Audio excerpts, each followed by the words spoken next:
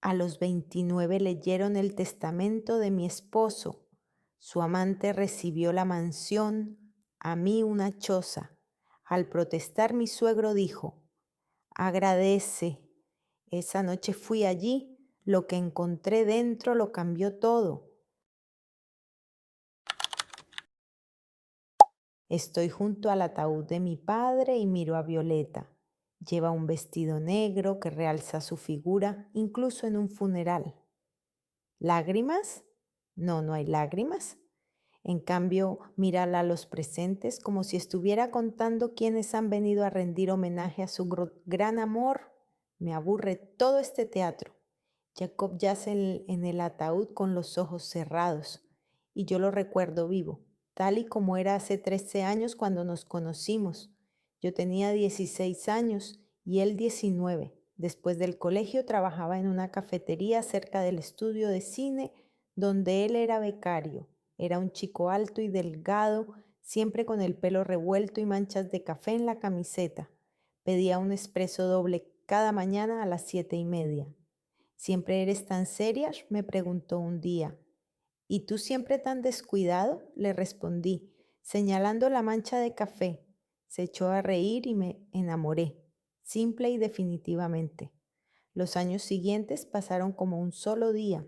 Jacob se convirtió en un montador cada vez mejor y después de la universidad yo conseguí un trabajo como editora en la revista Belleza y Estilo.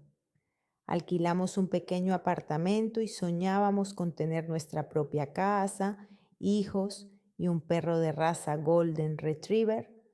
Cuando nos casemos compraremos una casa grande con jardín, decía él, abrazándome en el sofá frente al viejo televisor que compramos en una liquidación. Y tendremos 3 hijos, añadía yo imaginando nuestro futuro. ¿Solo 3? Que sean 5 y un gato, un perro y un hámster. Me reía de su entusiasmo. Entonces todo parecía tan sencillo y alcanzable.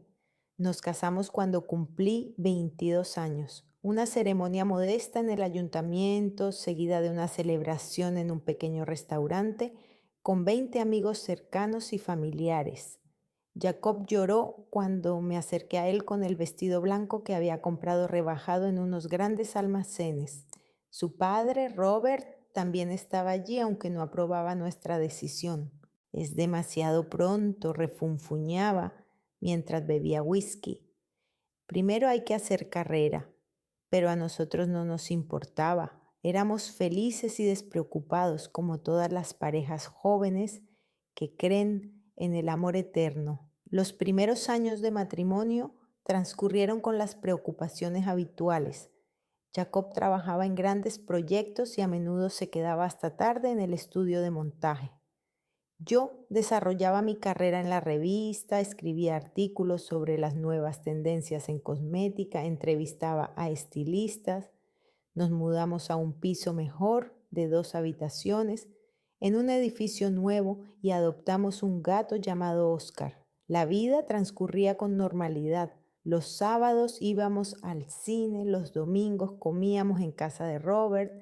Jacob soñaba con tener su propio estudio de montaje, yo con ascender en la revista, ahorrábamos dinero para comprar una casa, planeábamos tener hijos en un par de años, primero la carrera, luego los hijos, decía yo, repitiendo el mantra de las mujeres modernas. Sí, asentía Jacob, pero yo veía en sus ojos el sueño de tener niños en casa. Pero en algún momento, al cabo de 5 años, todo cambió. Jacob se volvió más frío, distante, llegaba tarde a casa, alegando que tenía trabajo. Dejó de contarme cómo le había ido el día, los proyectos interesantes en los que trabajaba. ¿Qué tal te ha ido?, le preguntaba durante la cena. Bien, respondía sin levantar la vista del plato. ¿Y esa nueva serie? ¿Te entusiasmaba tanto el guión? Lo de siempre, nada especial. Intentaba no pensar en lo peor. Quizás era solo cansancio. La industria del cine es un trabajo estresante, con plazos que cumplir y directores caprichosos. O quizá era la crisis de los 30, ya que pronto cumpliría los 30. El sexo se había vuelto esporádico y mecánico. Jacob se dormía de espaldas a la pared. Cuando intentaba abrazarlo, se apartaba. Estoy cansado, explicaba. ¿Por qué no descansamos juntos? ¿Nos vamos a algún sitio el fin de semana? Ahora no puedo, tengo mucho trabajo, pero el 23 de marzo del año pasado todo se derrumbó. Jacob dejó el teléfono en la mesa de la cocina mientras se duchaba. Era algo inusual, ya que normalmente lo llevaba consigo incluso al baño. El teléfono pitó al recibir un mensaje. Miré mecánicamente y vi el nombre Violeta y el texto. No puedo esperar a que llegue esta noche, cariño. Me pondré la lencería roja que me compraste. El mundo se detuvo. Me temblaban las manos al abrir su conversación. Meses de mensajes, fotos íntimas, planes para encontrarse en hoteles, palabras de amor que él me había dicho alguna vez. Echo de menos tus caricias, amor. ¿Tu mujer sospecha algo? No, está demasiado ocupada con el trabajo como para darse cuenta. Cada mensaje era como una puñalada, especialmente aquel en el que describía lo aburrida que era yo en la cama en comparación con ella. Cuando Jacob salió de la ducha con una toalla alrededor de la cintura, yo estaba sentada en la cama con su teléfono en las manos. ¿Quién es Violeta?, le pregunté en voz baja. Se quedó paralizado con la toalla en las manos. En su rostro no vi sorpresa ni vergüenza. Alivio. Por fin, dijo sentándose en el borde de la cama. Estoy cansado de mentir. ¿Cuánto tiempo? 8 meses. 8 meses. Casi un año. Mientras yo me preocupaba por su cansancio y su distanciamiento, él me estaba engañando. ¿Dónde la conociste? En la discoteca Neon. Estábamos celebrando la finalización de un proyecto con el equipo. Hablaba con tranquilidad, como si estuviera hablando del tiempo. Al principio solo era diversión, pero luego... ¿Luego qué? Tiene 22 años, Ana. Es vivaz, espontánea. Con ella me siento joven de nuevo. ¿Y conmigo? Eres una buena mujer, confiable, inteligente, pero aburrida. No he dicho eso. No hacía falta. He leído tus mensajes. Bajó la cabeza. No quería que te enteraras así. ¿Y cómo? ¿Cuándo me lo habrías dicho? No lo sé. Quizá nunca. Su sinceridad era peor que una mentira. Al día siguiente me encontré con Violeta en el mismo club. Aceptó, seguramente por curiosidad. Una rubia de piernas largas y maquillaje llamativo, segura de sí misma como una depredadora en su territorio. ¿Eres su mujer?, preguntó, sorbiendo un mojito con una pajita. Por ahora. Entiendo, ¿quieres hablar de nuestra relación? Su franqueza la sorprendió, sin incomodidad, sin excusas. Él dice que te ama. Quizás, o quizás solo quiere algo nuevo. Los hombres son así, siempre buscan aventuras. ¿Y a ti no te importa? Violeta se encogió de hombros, mirando sus uñas pintadas de rojo brillante. Los hombres van y vienen. Lo importante es sacarles el máximo partido mientras están cerca. Regalos, diversión, dinero para estar guapa. ¿Y el amor? Ella se rió. ¿El amor? Eso es para tontas románticas. Yo soy realista. Solicité el divorcio a la semana siguiente. Jacob no se opuso, incluso parecía satisfecho, como si le hubieran quitado un peso de encima. Así será mejor para todos, dijo, pero había un contrato matrimonial que firmamos por insistencia de su padre 5 años atrás. Robert insistió en ello, diciendo que era una medida inteligente en el mundo actual. Casi todos los bienes estaban a nombre de Jacob. A mí solo me tocó el coche, un viejo Toyota que mis padres me regalaron cuando me gradué, y $20,000. ¿Vas a vivir con tu madre?, me preguntó Jacob mientras yo metía mis cosas en cajas de cartón. Alquilaré un apartamento. Si necesitas ayuda con el dinero, no hace falta. Anna no quería que esto pasara, pero pasó. El año después del divorcio fue difícil, un pequeño apartamento estudio en un barrio antiguo, tardes solitarias con la televisión y el gato, el trabajo como único escape de los pensamientos sobre una vida fracasada. Mis amigas intentaban animarme a salir, me llevaban a discotecas y cafeterías, pero yo no estaba preparada para volver a confiar en nadie. Y ahora Jacob está muerto. 32 años es demasiado para morir, demasiado poco para vivir, y estoy en su funeral mirando a la mujer por la que me dejó. Ana, oigo una voz familiar detrás de mí. Me giro y veo a Sarah Cole, mi compañera de la revista, una mujer bajita, morena, de ojos bondadosos, que siempre me apoyó después del divorcio. Es la única de mis amigos que mantuvo el contacto con Jacob. ¿Cómo estás?, me pregunta mientras me abraza. Bien, es extraño verlo tan tranquilo. Últimamente parecía cansado. Cuando llamó por teléfono hace un mes, su voz sonaba débil. ¿Te llamó por teléfono? Sí, preguntó por ti. Dijo que se sentía mal, que lamentaba cómo habían salido las cosas. Es extraño, Violeta. Le cuenta a todo el mundo que su muerte fue repentina, un infarto en el trabajo sin síntomas previos. El funeral termina. La gente se dispersa en pequeños grupos, hablando en voz baja. Violeta está de pie junto a la salida, recibiendo las condolencias, elegante, hermosa y completamente indiferente a la muerte del hombre que supuestamente era su amado. Me acerco a ella sin saber por qué lo hago. Siento mucho tu pérdida, le digo. Ella me mira con una leve sonrisa como si hubiera dicho algo gracioso. Gracias, aunque no entiendo por qué estás aquí. Si se divorciaron hace un año, estuvimos casados 13 años. Eso significa algo. Es pasado, dice fríamente, y se vuelve hacia otra persona que le da el pésame. De camino a casa, pienso en las palabras de Sarah Jacob. Estuvo enfermo hace un mes, pero Violeta le dijo a todo el mundo que había muerto de repente. ¿Por qué oculta su enfermedad? ¿Y por qué llamó a Sara y no a mí si realmente lo sentía? Algo aquí no cuadra y tengo que averiguar qué es. Capítulo 2. Las últimas palabras del difunto. El funeral terminó hace 2 horas y sigo sentada en el coche junto al cementerio. Observo cómo Violeta se despide de los últimos invitados. Se comporta con dignidad, pero veo cómo mira varias veces su teléfono. Probablemente esté esperando a alguien más importante que los amigos afligidos del difunto. Robert Turner, su suegro, se acerca a ella y le susurra algo al oído. Violeta asiente con la cabeza y luego ambos miran en mi dirección. Siento un escalofrío recorriendo mi espalda. ¿De qué estarán hablando? Arranco el coche y me voy a casa. Las palabras de Sara sobre la enfermedad de Jacob dan vueltas en mi cabeza. ¿Por qué Violet no lo mencionó?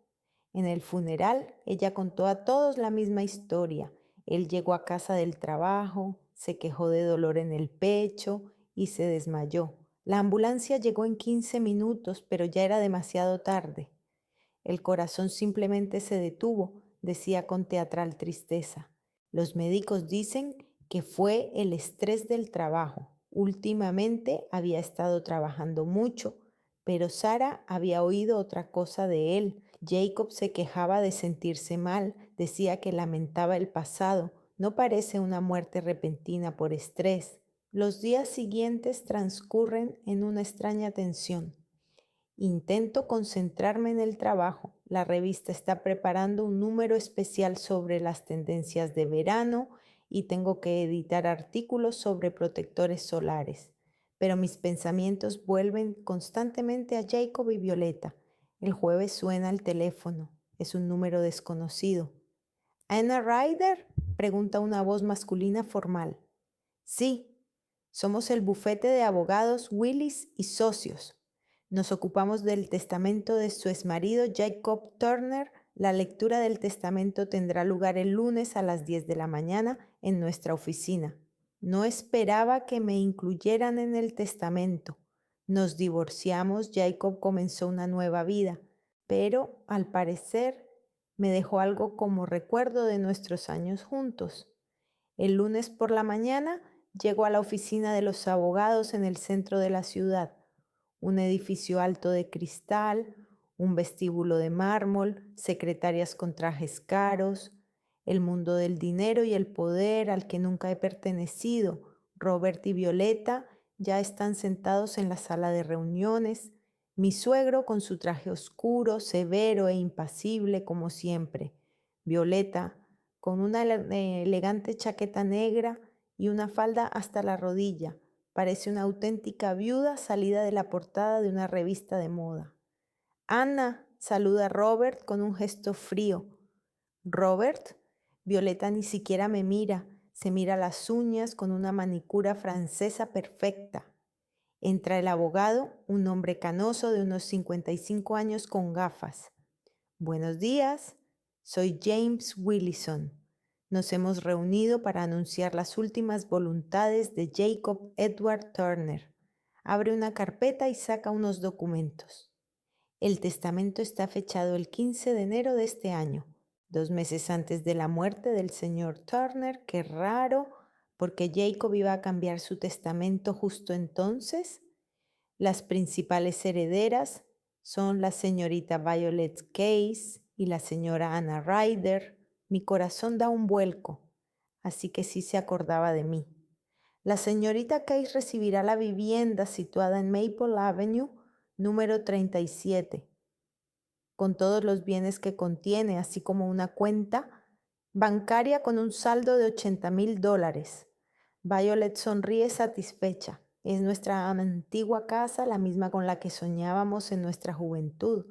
Jacob la compró hace 3 años, después de nuestro divorcio, evidentemente para vivir con su nueva amante. La señora Ryder recibirá la propiedad situada en Sosonova Road, número 93. No conozco esa dirección. ¿Cuándo tuvo Jacob tiempo de comprar otra casa? ¿Eso es todo?, pregunto. Willison asiente. Sí, además de los objetos personales que cada una de las herederas puede llevarse de las respectivas propiedades. Robert carraspea. James, ¿qué propiedad es la de Sosonova Road? Una pequeña vivienda construida en los años 80. Tiene una superficie de unos 100 metros cuadrados. Violeta finalmente me mira. Veo burla en sus ojos. Una choza en las afueras, dice en voz baja, pero lo suficientemente alta como para que todos la oigan. ¿Perdón?, pregunta el abogado. Nada, solo me pregunto por qué Jacob le dejó a su exmujer una choza. Robert sonríe fríamente. Da gracias, Anna, al menos has conseguido algo. Después del divorcio no tenías derecho a nada. Sus palabras me golpean como una bofetada. 13 años de matrimonio y tengo que estar agradecida por una choza en las afueras. Jacob debió de tener sus razones, digo, tratando de mantener la dignidad. Sí, lástima, murmura Robert. El abogado carraspea incómodo. Si no hay más preguntas, el procedimiento ha concluido. Pueden recoger las llaves de ambas propiedades en la secretaría. Violeta se levanta y se alisa la falda. ¿Cuándo puedo mudarme a la casa?, pregunta. Inmediatamente. Todos los documentos están listos. Se dirige a la puerta y luego se da la vuelta. Ana, ¿cuándo irás a ver tu herencia? Se nota malicia en su voz, como si supiera algo que yo no sé. Esta noche, respondo, aunque no lo había planeado. Buenas suertes, dice y se marcha. Robert se dispone a seguirla. Robert, lo detengo. ¿Sabes qué casa es la de Sosonova Road? Se da la vuelta y esboza una extraña sonrisa. Lo sé. Jacob la compró hace un año, dijo que era una inversión. ¿Una inversión? Sí, una propiedad barata en las afueras. Supongo que esperaba alquilarla, pero algo en su tono me dice que miente, o al menos que no dice toda la verdad. El resto del día no puedo concentrarme en el trabajo. No dejo de pensar en esa misteriosa casa. ¿Por qué la compró Jacob y por qué me la dejó a mí? A las 7 de la tarde cojo las llaves y me dirijo a la dirección. El GPS me lleva por el centro de la ciudad. luego por una zona industrial, luego por carreteras estrechas entre campos. La carretera de Sosonova resulta ser un callejón sin salida en las afueras. Casas viejas, patios abandonados, farolas que apenas iluminan. El número 93 es una pequeña casa de ladrillo de una sola planta. Parece vieja pero sólida, un pequeño patio rodeado de pinos, de ahí probablemente el nombre de la calle. Aparco el coche y me acerco a la puerta. La llave entra fácilmente en la cerradura. Pulso el interruptor y la luz funciona. Entro y me quedo paralizado. La casa no está vacía. Hay muebles viejos pero sólidos. Un sofá, un sillón, una mesa de comedor, una estantería. En las paredes cuelgan cuadros con marcos sencillos. En el alféizar de la ventana hay flores de interior que alguien ha regado hasta hace poco. Alguien ha vivido aquí, o al menos ha venido con regularidad. Paso al dormitorio, una cama doble con sábanas suaves. En la mesita de noche hay una fotografía. La cojo y no doy crédito a mis ojos. En la foto están Jacob y Violeta. Se abrazan y ríen. La foto fue tomada en este mismo dormitorio. Reconozco el papel pintado y la lámpara. Así que se veían aquí. Era su rincón amoroso, lejos de miradas ajenas. Pero entonces, ¿por qué Jacob me dejó esta casa a mí y no a ella? Vuelvo al salón y miro más atentamente a mi alrededor. En la estantería no solo hay libros, sino también unas cajas. Abro una de ellas. Dentro hay medicamentos, muchos medicamentos diferentes. Cardiomagnil, ENAP, Concor, medicamentos para el corazón, omeprazol para el estómago, Fenazepam, un tranquilizante potente. Abro la siguiente caja, de nuevo medicamentos, pero otros. Fluoxetina, un antidepresivo. Amitriptilina, otro antidepresivo, más fuerte. Solpidem, para dormir. En la tercera caja hay de nuevo medicamentos para el corazón, pero en otras dosis. No reconozco algunos nombres. ¿Para qué hay tantos medicamentos aquí? ¿Y por qué son tan diferentes? Desde medicamentos para el corazón hasta psicotrópicos. Voy a la cocina. La nevera está vacía, pero hay un cuaderno sobre la mesa. Lo abro. En las páginas hay anotaciones escritas a mano por Jacob, fechas, nombres de medicamentos, dosis. 15 de diciembre, Cardiomagnil, 2 comprimidos, Concor 1, Omeprazol 1, 16 de diciembre, Cardiomagnil, 2 comprimidos. Concor 1, amitriptilina, media pastilla. 17 de diciembre, Cardiomagnil, 3 pastillas. Concor 2, amitriptilina, 1 pastilla. Las dosis cambian constantemente. A veces aumentan, a veces disminuyen, como si alguien estuviera experimentando. La última anotación está fechada el 23 de enero, una semana antes de la muerte de Jacob. Cardiomagnil, 5 comprimidos, Concor, 3 comprimidos, amitriptilina, 2 comprimidos, Solpidem, 1 comprimido, 5 comprimidos de Cardiomagnil, eso es el doble de la dosis máxima diaria. Sigo hojeando el cuaderno. En las últimas páginas encuentro otra cosa interesante. Violeta dice que el médico me ha recetado nuevos medicamentos. Hay que tomarlos siguiendo estrictamente las instrucciones. Violeta ha traído los medicamentos de la farmacia.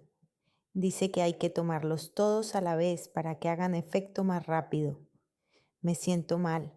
El corazón me late de forma irregular. Violeta dice que es normal, que el cuerpo se está acostumbrando. Me invade un escalofrío. Violeta le daba la medicación, dirigía el tratamiento y las dosis aumentaban constantemente. Esto ya no parece un tratamiento, parece algo completamente diferente. Me siento en el sofá e intento ordenar mis pensamientos. Jacob estuvo enfermo los últimos meses de su vida. Violeta dirigía su tratamiento, le traía la medicación y supervisaba su toma. Las dosis aumentaban constantemente y luego murió de un ataque al corazón. ¿Una casualidad o algo más? Cojo el cuaderno y fotografío todas las páginas con el teléfono. Luego fotografío las cajas de medicamentos, las etiquetas, todo. Si mis sospechas son correctas, Violeta no solo recibió una herencia, sino que se la ganó. Y ahora sé por qué Jacob me dejó esta casa. No por lástima ni por culpa, me dejó pruebas. Quizás en los últimos días de su vida se dio cuenta de lo que le estaba pasando y decidió que la única persona en la que podía confiar era aquella a la que una vez amó de verdad, yo. Estoy sentada en el coche junto a la cabaña, temblando. No es por el frío, la tarde es cálida de mayo. Tiemblo por lo que acabo de ver, el cuaderno con los escritos de Jacob, una cantidad increíble de medicamentos, la foto con Violeta en el dormitorio. Todo esto forma una imagen que me asusta. Saco el teléfono y marco el número de Sara. Contesta al tercer tono. Ana, ¿cómo estás? Suenas un poco rara. Sara, ¿podemos hablar sobre Jacob? Claro, ¿qué ha pasado? No por teléfono. ¿Puedes venir? Estoy ahora mismo en la casa que me dejó. Dios mío, ¿estás bien? ¿Estás a salvo? Sara siempre se preocupa por mí desde que me divorcié. Dicen que los amigos se conocen en la adversidad y ella confirma esta regla. Sí, estoy a salvo. Es solo que aquí hay algo raro. Te enviaré la dirección. Voy para allá ahora mismo. Mientras espero a Sara, vuelvo a la casa, enciendo todas las luces y vuelvo a inspeccionar las habitaciones. Ahora que sé lo que ha pasado aquí, todo parece diferente. En el dormitorio también, además de la foto, encuentro ropa de mujer en el armario. Una camisola negra, una bata, cosméticos en el tocador. Violeta realmente vivía aquí o al menos pasaba aquí la noche con regularidad. Vuelvo a las cajas de medicamentos. Ahora las examino con más atención. Algunos envases están vacíos, otros están medio vacíos. En las etiquetas hay diferentes farmacias, diferentes fechas. Las recetas más antiguas datan de agosto del año pasado, las más recientes de enero de este año. Así que Jacob empezó a tomar medicamentos poco después de nuestro divorcio. ¿Una coincidencia? ¿O el estrés de la nueva vida realmente le afectó tanto? Cojo varios envases y leo las instrucciones. Cardiomagnil es para la prevención de infartos y accidentes cerebrovasculares. La dosis habitual es de 1 o 2 pastillas al día. En la agenda de Jacob había 5 pastillas de los últimos días. Concor es un beta bloqueante para tratar la hipertensión. La dosis máxima es de 10 miligramos al día, es decir, 2 comprimidos, y Jacob tomaba 3. Amitriptilina, antidepresivo con efectos secundarios graves, se prescribe en dosis mínimas y se aumenta gradualmente bajo supervisión médica. Tomar 2 comprimidos a la vez ya es peligroso. Oigo el ruido de un motor fuera de la ventana, miro y veo que es Sara. Aparca junto a mi coche y se dirige rápidamente a la puerta. Ana, ¿qué está pasando aquí?, pregunta al entrar. Sara es bajita, redondeada, con el pelo rizado y unos bonitos ojos marrones. Tiene 31 años y trabaja como directora artística en nuestra revista. Está divorciada y cría a su hija Emmy, de 9 años. Nos hicimos amigas hace 3 años cuando acababa de llegar a la redacción. Mira esto, le digo, señalando las cajas de medicamentos. Sara Silva. Dios mío, es toda una farmacia. ¿Para qué necesitaba Jacob tantos medicamentos? Eso es lo que quiero averiguar. ¿Dijiste que te llamó por teléfono y se quejó de su salud? Sí. Durante los últimos 6 meses, llamaba una vez al mes, a veces más a menudo. Al principio solo preguntaba cómo estabas, si salías con alguien, y luego empezó a contarte sus problemas. Sara se sienta en el sofá y frunce el ceño. Este sofá me resulta familiar, me parece haberlo visto en alguna parte, quizás en nuestra casa. Jacob compró uno igual cuando nos casamos. No, no igual, este sofá en concreto. Mira, aquí hay una mancha de café, la recuerdo. Señala una mancha marrón apenas perceptible en el reposabrazos. Ana, es tu antiguo sofá, el mismo que tenías en el salón. Me senté en él en tu última fiesta. El corazón me da un vuelco. Nuestra última fiesta fue hace 2 años, en mi cumpleaños. Entonces aún no sabía nada del engaño. ¿Estás segura? Por supuesto. Y esta mesita también es tuya. Y la lámpara. Ana, estos muebles son de tu casa. Miro a mi alrededor con nuevos ojos. Sí, son nuestras cosas, las mismas que compramos juntos, que elegimos en las tiendas, con las que soñábamos. Después del divorcio pensé que Jacob las había vendido o tirado, pero él las trajo aquí, a la casa secreta donde se reunía con Violeta. Sara, cuéntame más detalles sobre tus conversaciones con Jacob. ¿De qué se quejaba? Ella se queda pensativa, recordando. Al principio decía que dormía mal, luego le empezaron a doler la cabeza. En octubre me llamó y me dijo que a veces le latía el corazón de forma irregular. En diciembre se quejaba de cansancio constante. ¿Y qué hacía para tratarse? Decía que iba al médico, que Violeta le ayudaba mucho, le buscaba buenos especialistas, le compraba medicinas, incluso se jactaba de lo cariñosa que era. Cariñosa, interesante. Sara, ¿no te dijo qué medicamentos tomaba exactamente? No, pero mencionó que eran muchos, que a veces se confundía con las pautas de administración y Violeta le hacía un horario y se aseguraba de que no se olvidara. Le enseñó a Sara la libreta. Este es el horario. Oía las páginas y su rostro se vuelve cada vez más preocupado. Ana, esto es terrible.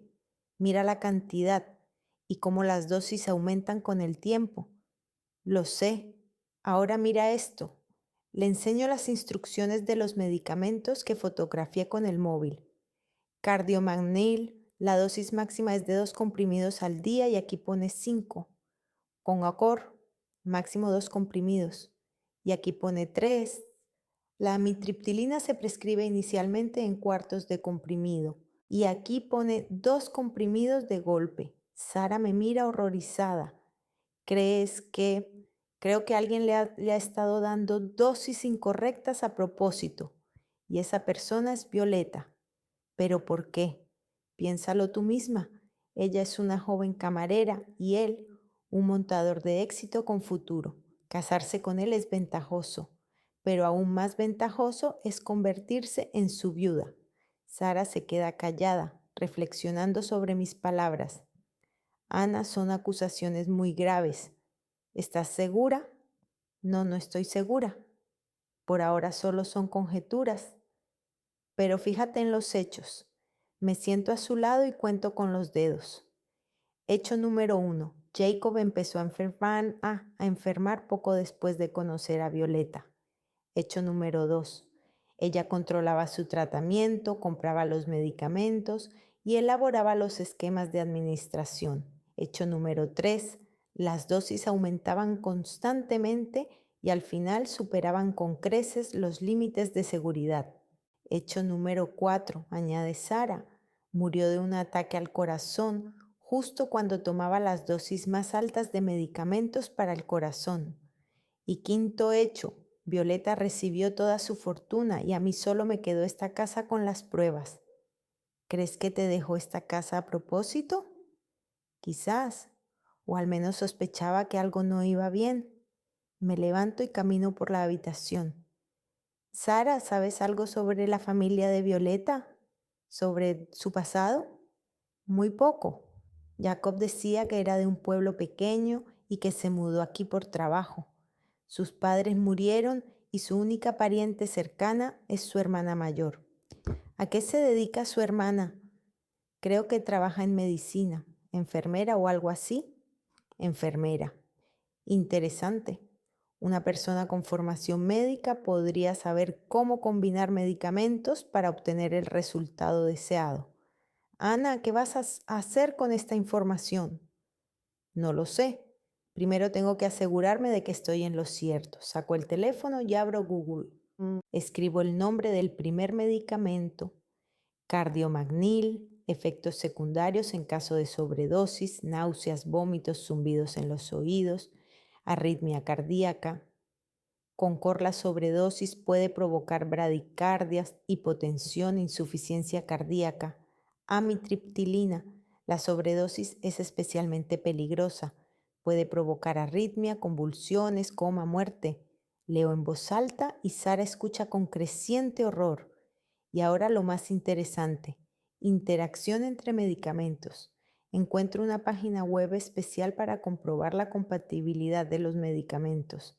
Cardiomagnil y amitriptilina, atención, riesgo de aumento del sangrado y arritmias cardíacas.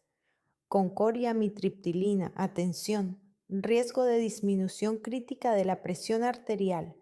Y si añadimos aquí además Zolpidem, introduzco la combinación de 4 medicamentos. Combinación críticamente peligrosa, alto riesgo de muerte por insuficiencia cardiorrespiratoria. Sara me agarra de la mano. Ana, eso es un auténtico cóctel mortal. Sí, y Violeta lo sabía. Su hermana, que era enfermera, podría habérselo dicho. Cira se hunde más en el sofá. Pero, ¿cómo demostrarlo? Jacob ya ha sido enterrado, no se le ha practicado la autopsia. Sí, se le practicó, pero fue formal. La muerte por ataque cardíaco es una muerte natural. Nadie buscó medicamentos en la sangre. ¿Y estos registros y medicamentos? No son pruebas directas. Violeta puede decir que Jacob aumentó las dosis por su cuenta, que ella no lo sabía, que intentó detenerlo. De repente, se me ocurre una idea. Sara, ¿recuerdas cuándo fue la última vez que Jacob te llamó por teléfono? A finales de enero, una semana antes de morir. ¿Qué te dijo? Que se sentía muy mal, que tenía miedo. Ana dijo que tenía miedo de morir. ¿Miedo de morir? ¿Dijo eso? Sí, y también dijo algo extraño, que si le pasaba algo debía decirte que lamentaba todo lo que había pasado entre vosotros. Se me encoge el corazón, así que Jacob era consciente de lo que le estaba pasando y en sus últimos días pensó en mí. ¿Algo más? Me pidió que no le contara ni a nadie nuestras conversaciones, especialmente a Violet. Dijo que se preocupaba demasiado y que no había que entristecerla, o bien se daba cuenta de que ella tenía algo que ver con sus problemas. Sara, necesito tu ayuda, la que sea. ¿Qué hay que hacer? Primero, averiguar más cosas sobre Violet, sobre su hermana, sobre cómo conocieron a Jacob. Y luego intentaremos encontrar pruebas, pruebas reales. Miro las cajas de medicamentos, la libreta, la foto de Jacob con Violeta. Si estoy en lo cierto, Violeta no solo recibió una herencia, la robó y para ello mató a mi exmarido. Y si te equivocas, entonces solo soy una mujer paranoica que no puede aceptar la muerte de su exmarido. Sara se levanta y me abraza. Ana, no eres paranoica, eres inteligente y observadora. Y si tu intuición te dice que algo no está bien, hay que investigarlo. ¿Me ayudarás? Por supuesto. Jacob era un buen hombre a pesar de todo lo que pasó entre vosotros. Si alguien lo mató, debe ser castigado. Recojo todas las medicinas en las cajas, cojo el cuaderno y la foto. ¿Vamos? Hay que llevarlo todo a casa y estudiarlo bien. ¿Y la casa? La dejamos como está. Quizás tengamos que volver aquí. Cierro la puerta con llave y nos dirigimos a los coches. Sara, me sigues hasta mi apartamento. Por el camino pienso en lo que he descubierto hoy. Jacob no murió simplemente, lo mataron, lentamente, metódicamente, durante meses. Y la asesina recibió como recompensa su fortuna. Pero ahora sé la verdad y voy a demostrarla. Violeta cree que ha ganado, pero el juego aún no ha terminado. Por la mañana vuelvo sola a la cabaña. Sara me ha ofrecido acompañarme, pero quiero volver a examinarlo todo con calma. Quizás ayer, con la emoción, se me haya pasado algo por alto. Esta vez registro la casa más minuciosamente En la cocina, detrás de los paquetes de harina y azúcar, encuentro una carpeta con documentos, certificados médicos, recetas, resultados de análisis, todo a nombre de Jacob. La primera receta es del doctor Mills, cardiólogo, está fechada en septiembre del año pasado. Cardiomagnil, una pastilla al día, Concor, una pastilla por la mañana. La siguiente receta es del mismo médico, de octubre. Aumentar la dosis de Concor a 2 pastillas al día. La tercera receta es de noviembre, pero de otro médico, el doctor Brennan, neurólogo. Amitriptilina, 1/4 de comprimido por la noche para mejorar el sueño. Diciembre, de nuevo el doctor Brennan. Aumentar la amitriptilina a medio comprimido. Enero, receta del tercer médico, el doctor Rems. Psiquiatra Solpidem para el insomnio, no más de 1 pastilla. Al ver estos documentos, comprendo que Jacob realmente acudió a los médicos, pero cada médico le recetó medicamentos sin saber qué otros estaba tomando, y quien reunió todo junto pudo crear una combinación mortal. Pero lo más interesante lo encuentro en el dormitorio, en el cajón de la mesita de noche, el manual médico, Interacción de medicamentos, escrito por el doctor Peterson. En la portada hay una pegatina con el nombre Rose Case, RN, enfermera titulada, Rose Case, la hermana de Violet. Oyó el manual. Muchas páginas tienen marcadores, subrayados y anotaciones en los márgenes. Alguien ha estudiado este libro con mucha atención. En la página 143 encuentro un párrafo subrayado. La combinación de glucósidos cardíacos con antidepresivos tricíclicos puede provocar arritmias mortales incluso en dosis terapéuticas. En la página 208, la administración simultánea de betabloqueantes y fármacos hipnóticos aumenta drásticamente el riesgo de paro respiratorio. No son marcas casuales. Alguien buscaba deliberadamente información sobre combinaciones peligrosas de medicamentos. Fotografió todas las páginas con anotaciones y me llevo el manual conmigo. Es una prueba importante. De camino a casa llamo a mi viejo amigo Mark Hennessy. Estudiamos juntos en la universidad y ahora trabaja como médico terapeuta en el hospital municipal. Si alguien puede explicarme los detalles de la interacción entre medicamentos, ese es él. Ana, qué sorpresa, ¿cómo estás? Hola, Mark. Tengo una pregunta profesional para ti. ¿Podemos vernos? Claro. ¿Qué ha pasado? Te lo contaré cuando nos veamos. Es complicado. Quedamos en vernos en la cafetería cerca del hospital a las 12. Mark no ha cambiado desde la universidad. Alto, delgado, con el pelo pelirrojo y pecas. Siempre fue un estudiante brillante con una memoria fenomenal para los detalles. Pareces preocupada, dice al sentarse a la mesa. ¿Qué ha pasado? Le cuento la muerte de Jacob, las medicinas que encontré en la cabaña, mis sospechas. Le enseño las fotos de las recetas y los apuntes. Mark escucha atentamente, haciendo preguntas de vez en cuando para aclarar algunos detalles. Ana, lo que describes parece realmente un envenenamiento intencionado. Estas sustancias en tales dosis y combinaciones pueden matar a una persona sana, por no hablar de una enferma. Entonces no estoy paranoica, en absoluto. Mira, saca un cuaderno y empieza a dibujar un esquema. El cardiomagnil en dosis elevadas altera la coagulación de la sangre. El Concor ralentiza el ritmo cardíaco y reduce la presión arterial. La amitriptilina afecta a la conductividad cardíaca y el Solpidem inhibe el centro respiratorio. Y juntos son una bomba de relojería. Al principio, la persona se siente mal, debilidad, mareos, arritmias cardíacas. Luego el estado empeora y al final el corazón se detiene o comienza a fibrilar. ¿Cuánto tiempo dura? Depende de la dosis y del estado del organismo. De varias semanas a varios meses. Eso es precisamente lo que duró la enfermedad de Jacob. Mark, ¿cómo se puede demostrar? Es complicado. Estos fármacos se eliminan rápidamente del organismo. Si no se realiza un análisis toxicológico inmediatamente después de la muerte, es imposible encontrarlos. ¿Y si hay registros de su consumo? Los registros no son pruebas, se pueden falsificar. Hay que encontrar a quien compró los medicamentos o a quien dio consejos sobre la dosificación. Recuerdo el manual con anotaciones. Y si hay literatura médica con anotaciones sobre combinaciones peligrosas, eso ya es más interesante, especialmente si se puede demostrar quién hizo esas anotaciones.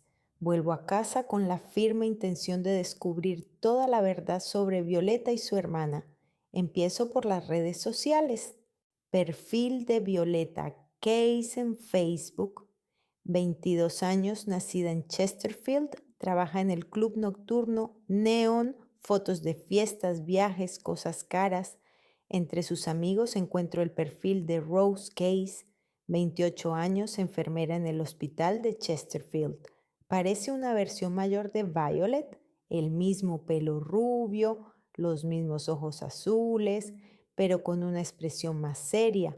En las fotos, Rose aparece a menudo con su uniforme médico.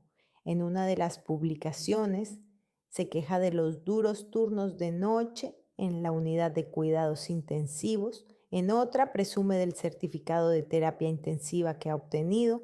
Una persona con esa formación sabe perfectamente cómo interactúan los medicamentos entre sí.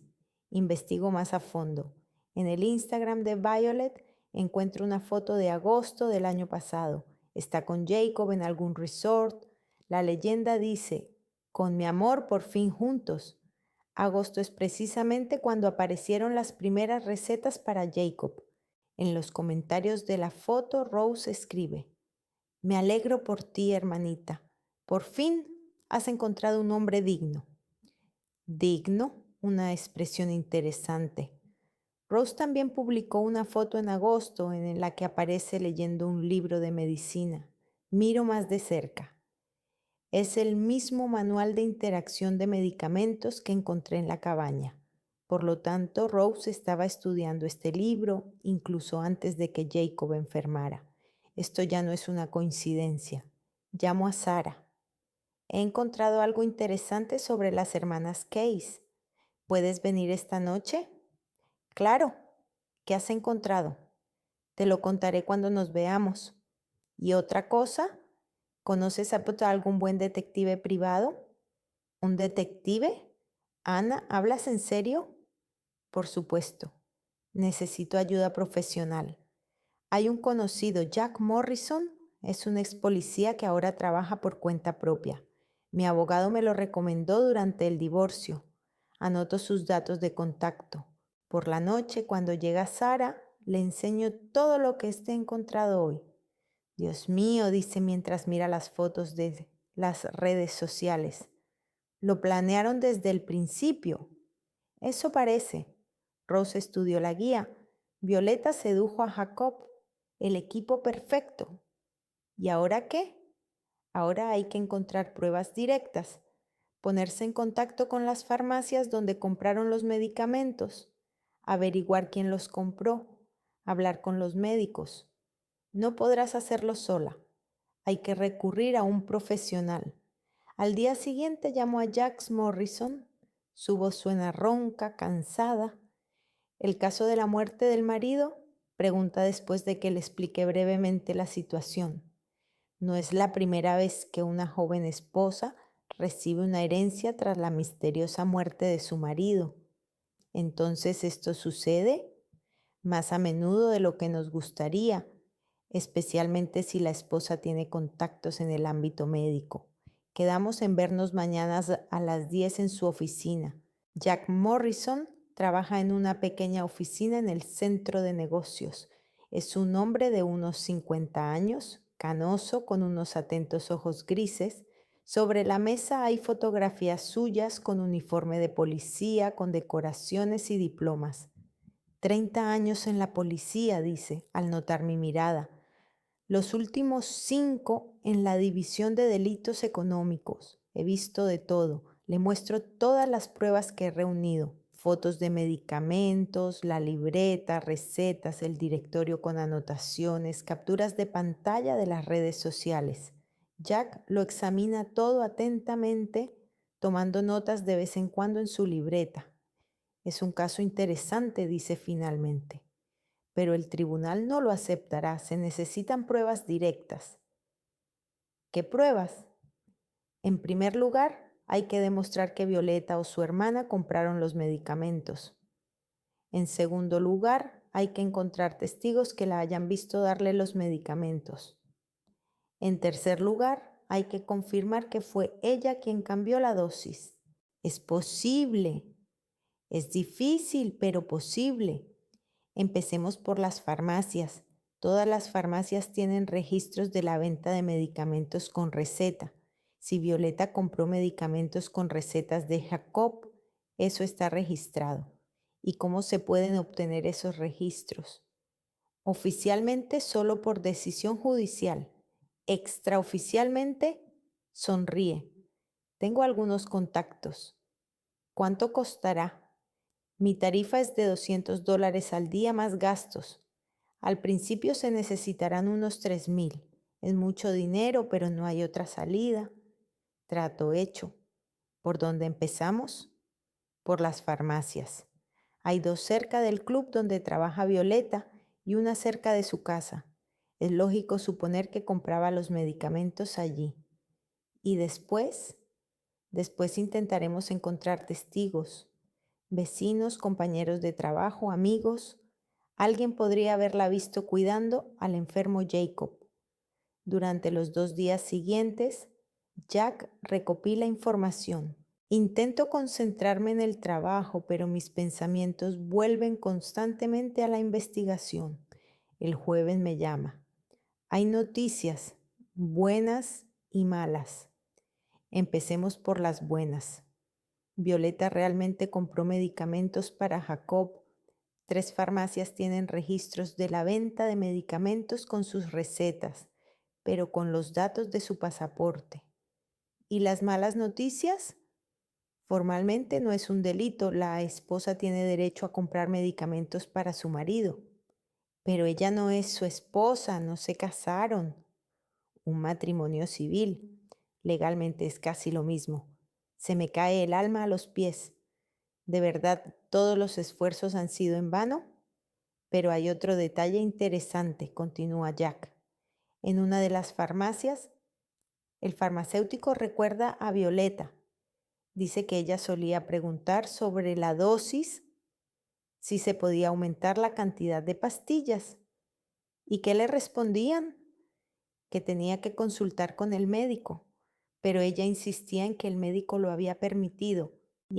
¿Se puede utilizar eso como argumento adicional? Sí, pero se necesita más. ¿Qué más? Encontré el teléfono de uno de los médicos, el doctor Mills. Aceptó hablar conmigo de manera informal. Y dice que Jacob vino con una chica varias veces. Ella intervenía muy activamente en la conversación, describía los síntomas en su lugar. A Mills no le gustó eso. ¿Por qué? Dice que el paciente parecía confuso, como si no entendiera lo que le estaba pasando, y la chica estaba demasiado segura de lo que decía. Eso ya es mejor, pero aún no es suficiente. Jack, ¿y si encontráramos otra víctima? ¿A qué te refieres? ¿Y si Jacob no es el primero? ¿Y si Violet ya ha hecho algo similar antes? Jack se queda en silencio unos segundos. Es una idea interesante. Le diré a mis contactos que investiguen su pasado más a fondo. Y yo hablaré con los compañeros de Jacob. Quizás alguien sepa algo sobre sus relaciones anteriores. Bien, nos vemos mañana y hacemos balance. Cuelgo el teléfono con una nueva esperanza. Si Violeta lo ha hecho antes, en algún sitio hay pistas y las pistas se pueden encontrar. La cuestión es solo de tiempo. ¿Cuánto tiempo me queda antes de que ella se dé cuenta de que sospecho de ella? Jack llama a la mañana siguiente antes de lo habitual. Ana, hemos tenido suerte. He encontrado a la víctima anterior. Mi corazón da un salto. Cuéntame. Robert Chandler, 58 años, murió hace un año en Chesterfield de un ataque al corazón. Estaba casado con una mujer joven llamada Emily, pero es un seudónimo. En realidad se llamaba Rose Case. La hermana de Violet, ella misma, tras la muerte de su marido, recibió un seguro de $200,000 y una casa. Luego lo vendió todo y se mudó aquí. ¿Y la causa de la muerte? Insuficiencia cardíaca. Pero lo interesante es que también le encontraron grandes dosis de medicamentos para el corazón en la sangre. Los médicos lo explicaron como automedicación. Se pueden obtener los documentos médicos. Ya estoy trabajando en ello, pero lo más importante es que hay un testigo. La vecina de Chandler recuerda que la joven esposa lo cuidaba muy de cerca. Ella misma compraba los medicamentos y se los administraba. El panorama se vuelve más claro. Las hermanas Case trabajaban en equipo, Rose elegía a las víctimas y elaboraba el tratamiento, y Violet ejecutaba el plan. ¿Es suficiente para acudir a la policía? Por ahora no, pero es suficiente para abrir una investigación. Hay que presentar una denuncia oficial. Entonces vamos. En la comisaría nos recibe la detective Kera Riges, una mujer de unos 40 años con el pelo corto y la mirada penetrante.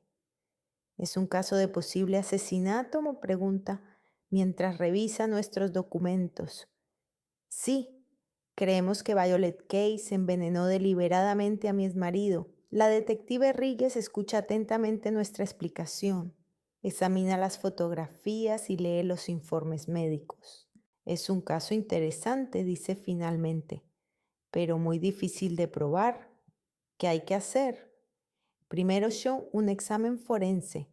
Hay que exhumar el cuerpo y realizar un análisis toxicológico. ¿Cuánto tiempo llevará eso? Varias semanas. Luego, si el análisis confirma el envenenamiento, recopilaremos pruebas para el juicio. Las semanas siguientes transcurren en una dolorosa espera. Intento trabajar, pero mis pensamientos vuelven constantemente a Jacob. ¿Cómo fueron sus últimos días? Entendía lo que estaba pasando, sufrió. Violeta aún no sospecha nada. Sigue viviendo en nuestra antigua casa, publica fotos en las redes sociales. En una de ellas aparece con un vestido caro junto a la piscina. La leyenda dice: la vida es maravillosa, me repugna su despreocupación. 3 semanas después, llama el detective Ríquez. Ana, los resultados están listos. ¿Puedes venir? En la comisaría me muestra el informe de la pericia. En la sangre se encontraron restos de todos los medicamentos que había en la cabaña. La concentración es varias veces superior a la terapéutica. ¿Eso significa que fue envenenada? Sin duda, es más, el experto dice que tal combinación y dosificación no pueden ser casualidad. ¿Y ahora qué? Ahora el arresto.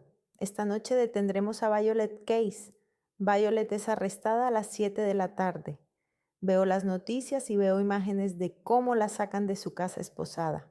Parece aturdida, intenta ocultar su rostro de las cámaras. Al día siguiente, todos los periódicos hablan del caso de la envenenadora. Se descubre que la policía ha abierto al mismo tiempo una investigación sobre la muerte de Robert Chandler en Chesterfield. También detienen a Rose Case. Resulta que, tras la muerte de Jacob, se mudó a la ciudad y consiguió trabajo como enfermera en una clínica privada. Al parecer, buscaba una nueva víctima. Los preparativos para el juicio duran 6 meses. El abogado que me asigna el Estado es Michael Grace. Tiene unos 35 años, cabello oscuro y ojos marrones detrás de las gafas. Es serio, pulcro y tiene fama de ser un brillante abogado. El caso es complicado, dice en nuestra primera reunión. La defensa alegará que Jacob aumentó él mismo las dosis de los medicamentos. ¿Y cómo lo refutaremos? Con el testimonio de médicos, farmacéuticos, peritajes médicos. Y lo más importante, El caso de Robert Chandler, dos delitos idénticos ya no son una coincidencia. Michael no solo resulta ser un buen abogado, sino también una persona agradable. Me explica pacientemente todos los detalles legales y me apoya moralmente cuando entro en pánico. Eres una mujer fuerte, me dice una vez después de una sesión preparatoria especialmente difícil. No todo el mundo podría pasar por esto y no derrumbarse. A veces parece que estoy a punto de derrumbarme, pero no te derrumbas, luchas por la justicia. Eso tiene un gran valor. El juicio comienza en febrero, la sala está llena de periodistas y espectadores. Violeta está sentada en la mesa de la defensa con un modesto traje oscuro, parece joven e indefensa. Su abogado, Richard Stone, es un profesional experimentado que se especializa en casos de gran repercusión mediática. Mi cliente es inocente, declara en su discurso inicial. Violeta Case es una joven que amaba sinceramente al fallecido e hizo todo lo posible por ayudarlo. Los primeros días se dedican a las pruebas técnicas. Los médicos hablan sobre el efecto de los medicamentos. Los expertos explican los resultados de los análisis. El momento más importante es el testimonio del doctor Mills. Jacob Turner venía a verme con su pareja, dice. La chica se comportaba de forma muy activa, respondía a las preguntas en su lugar. ¿Es eso un comportamiento normal para una pareja cariñosa?, pregunta Michael. No, me alarmó que el paciente pareciera confundido, como si no comprendiera del todo lo que le estaba pasando. ¿Y la chica? Al contrario, estaba muy segura de sí misma. Describía los síntomas con detalle e insistía en aumentar la dosis. El abogado defensor intenta desacreditar el testimonio. Doctor Mills, ¿no podría ser que la señorita Case simplemente estuviera preocupada por su pareja? Es posible, pero normalmente los enfermos son los que mejor conocen sus sensaciones. La siguiente testigo es la farmacéutica de la farmacia cercana al club. Violeta Case compraba medicamentos a menudo, cuenta. Siempre preguntaba por la dosis, si se podían tomar más pastillas. ¿Y qué le respondía usted? Que debía consultar con el médico, pero ella decía que el médico se lo permitía.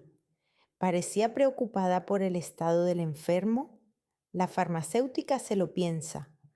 No, más bien interesada, como si estuviera llevando a cabo un experimento. El punto culminante son las declaraciones en el caso de Robert Chandler. El detective de Chesterfield relata circunstancias similares en torno a la muerte. Rose Case, que entonces se llamaba Emily, también controlaba el tratamiento de su marido, también preguntaba en las farmacias por el aumento de las dosis. Michael muestra al tribunal fotografías de dos manuales médicos, el que yo encontré y el que se incautó en la casa de Robert Chandler. Ambos tienen las mismas marcas en las mismas páginas.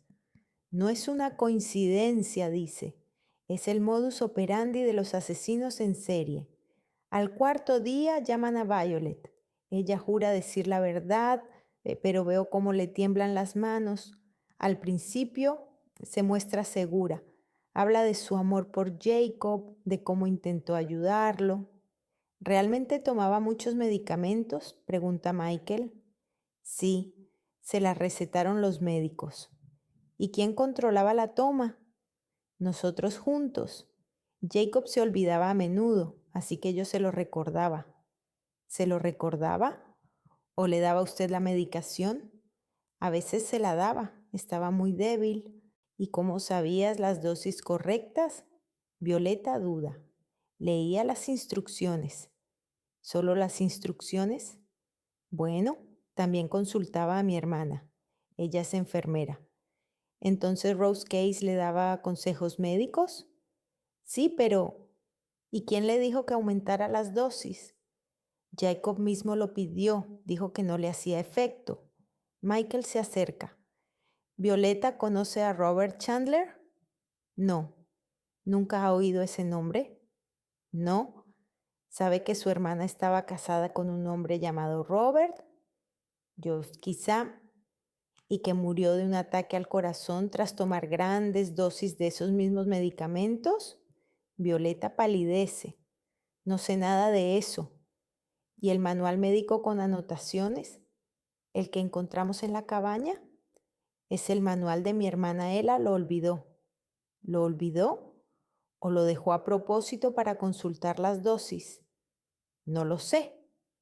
Michael vuelve a su mesa y coge una carpeta.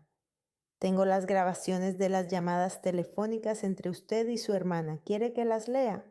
Violeta mira a su abogado. Este le susurra algo al oído. Esas conversaciones se grabaron ilegalmente, protesta Stone. Las grabaciones se hicieron con permiso del tribunal, responde el juez. Continúe, señor Grace. Michael abre la carpeta. Llamada del 15 de enero. Violeta Case sigue vivo. ¿Podríamos aumentar la dosis?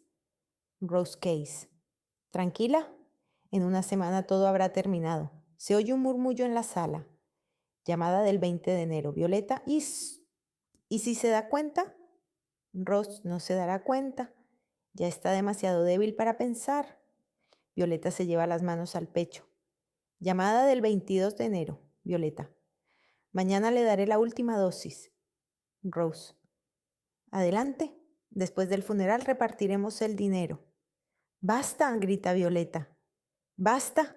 Se levanta de su asiento con el rostro desencajado. Sí, lo planeamos desde el principio. Rose encontró a Jacob y yo lo seduje. El abogado intenta detenerla, pero ella no le hace caso. Era tan confiado, tan ingenuo. Creía cada palabra que le decía y cuando empezó a sospechar, ya era demasiado tarde. Violeta, basta, grita Stone. No, basta de mentiras. Sí, lo matamos. Y a Robert también. Y habríamos encontrado a la siguiente víctima si esa zorra no se hubiera entrometido, dice señalándome con el dedo. Se oye un murmullo en la sala. El juez golpea con el mazo. Orden en la sala. Se llevan a Violeta entre dos guardias. Ella grita algo ininteligible, forcejea con los guardias. El tribunal dicta sentencia una semana después. Violeta Case, 25 años de prisión por asesinato con fines lucrativos. Rose Case, 20 años por complicidad en 2 asesinatos. Tras el juicio heredo no solo la choza, sino también la casa de Maple Avenue, en virtud de la ley de indemnización a las víctimas de delitos. Vendo ambas propiedades y obtengo suficiente dinero para empezar una nueva vida. Me mudo a Portland, a 1000 kilómetros de esta ciudad llena de recuerdos dolorosos. Me contrato en la agencia de relaciones públicas Brown and Partners. Alquilo un acogedor apartamento en un barrio histórico. Michael me ayuda con la mudanza y los trámites. Después de cerrar el caso, seguimos en contacto. ¿Qué tal en la nueva ciudad? Me pregunta cuando me llama un mes después de mi mudanza. Mejor de lo que esperaba. El trabajo es interesante y los compañeros son agradables. ¿Y tu vida personal? Me río. Michael, ¿estás coqueteando conmigo? ¿Y si es así? Sería muy poco profesional por parte de mi abogado. El caso está cerrado. Técnicamente ya no soy tu abogado. Viene a Portland 2 semanas después.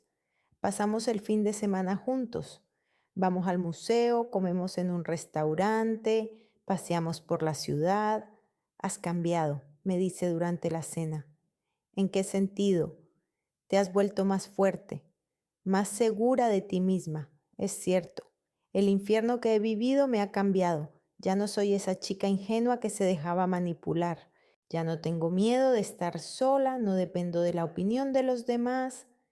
¿Entiendes? Le digo a Michael. Antes pensaba que lo peor de la vida era quedarse sola. Resultó que lo peor es vivir con una persona que te traiciona. ¿Y ahora? Ahora sé que puedo confiar en mí misma, que soy capaz de luchar por la verdad, que no me derrumbaré pase lo que pase. Michael me coge la mano. Es una cualidad poco común. Me ha costado mucho conseguirla. Las mejores cualidades siempre cuestan mucho. No nos precipitamos en nuestra relación. Estoy aprendiendo a confiar de nuevo, él me da tiempo y espacio. Poco a poco, la amistad se convierte en algo más. Un año después, Michael se muda a Portland, abre su propio bufete de abogados, compramos una casa juntos, pequeña, acogedora, con jardín. Nunca pensé que sería feliz en las afueras, dice mientras planta rosas. Y yo nunca pensé que volvería a confiar en alguien. Y ahora puedes. Lo miro, sus ojos atentos, sus manos fiables, su sonrisa sincera. Ahora puedo. Han pasado 2 años desde la muerte de Jacob. A veces sigo pensando en él, en nuestro pasado juntos, en cómo todo podría haber sido diferente, pero sin amargura ni remordimientos, simplemente como parte de mi historia. El dolor me ha hecho más fuerte, la traición me ha enseñado a valorar la honestidad, la soledad me ha demostrado que puedo confiar en mí misma. Y ahora sentada en el jardín de nuestra casa, viendo cómo Michael juega con nuestro nuevo cachorro, me doy cuenta de que a veces la vida se derrumba para renacer mejor. Jacob quería sentirse joven con Violeta, pero la verdadera juventud no es la edad temprana de la pareja, es la capacidad de empezar de nuevo, de volver a creer, de amar después de la desgracia. Y en ese sentido, pues ahora soy más joven que nunca.